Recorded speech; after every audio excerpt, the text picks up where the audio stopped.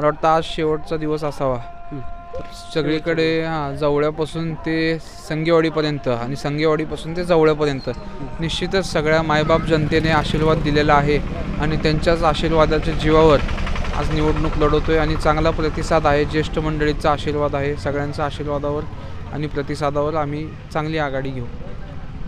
गटातील 13 गावामध्ये प्रामुख्याने कोणते प्रश्न समोर आलेले आहेत?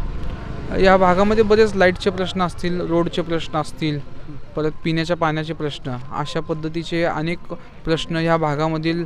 आरोग्य केंद्रे आपल्याला चांगली करायची आहेत. आरोग्य केंद्रे व्यवस्थित नाही तिथली. त्याचबरोबर महिलांच्यासाठी बचत गटाच्या माध्यमातून आर्थिक सक्षमीकरण असेल.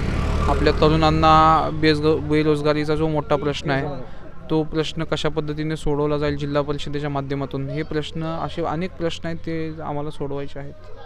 प्रामुख्यानं आता पहिल्यांदा निवडणूक लढवत असल्यामुळे काय अनुभव आला? नाही बघा, मी राजकीय कुटुंबात नाही. गेल्या अनेक वर्षापासून राजकीय अनुभव माझ्या वडिलांचा आहे. आजोबांचा मी आजोबांना कधी पाहिलं नाही, पण त्यांच्या काही गोष्टी ऐकायला कानावरती मिळतात. माझ्या आत्या या जिल्हा परिषदेच्या अध्यक्ष होत्या. त्यांच्या कामाच्या माध्यमातून हा अनुभव मोठा आहे आणि कुठल्याही पदावर जरी नसलो तरी सार्वजनिक जीवनामध्ये फिरत असताना काही लोकांच्या अडीअडचणी जाणून घेत असताना कायम मी प्रश्न सोडवण्याच्या कटिबद्ध राहत असतो. काय आव्हान वाटतं का विरोधकाला?